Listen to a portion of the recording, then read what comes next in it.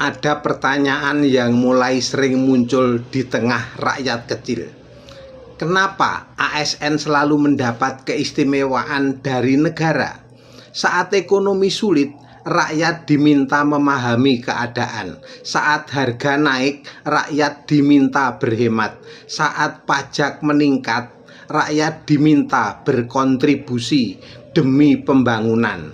Tapi setiap tahun negara tetap menggelontorkan dana sangat besar untuk THR dan gaji ke-13 ASN serta pensiunan ASN.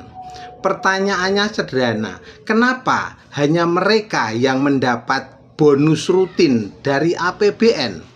Padahal sumber APBN itu dari rakyat juga, dari pajak pedagang kecil, dari buruh, dari